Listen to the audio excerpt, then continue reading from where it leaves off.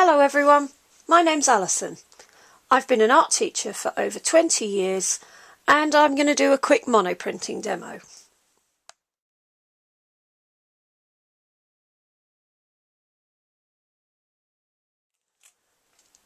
I'm going to roll the ink out onto a smooth surface. This is a sheet of plastic, but it could be an inking tray or even a tabletop if you don't mind clearing up the mess.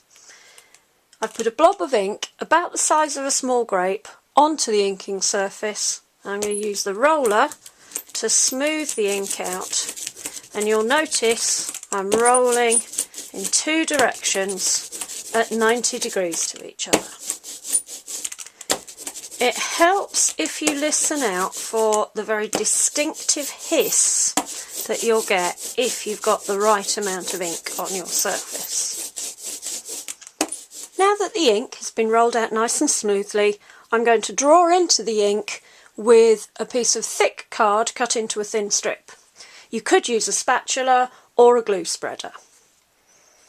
I'm going to draw my lines into the ink, and in this instance I'm exploring flowing lines, and I'm going to experiment with using the point of the card to create thinner lines, as well as the flat edge to make wider lines. Once I'm happy with my image, I can go ahead and print, but the brilliant thing about this method is that if I'm not happy with it, I can simply take my roller, roll back over, erase my first attempt, and start all over again. When I'm ready to print, I simply take a sheet of paper, lay it on top of the ink, and run my hand, a flat hand, lightly over the back of the paper.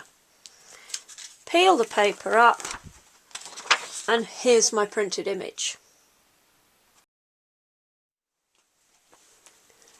One of the most common problems people have when they're monoprinting for the first time is knowing how much ink to use.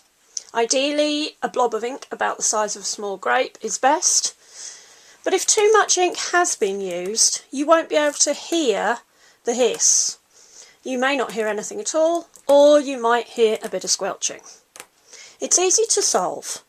Just roll the excess ink off onto some newspaper, or you could use scrap paper, and repeat that, lifting off the excess ink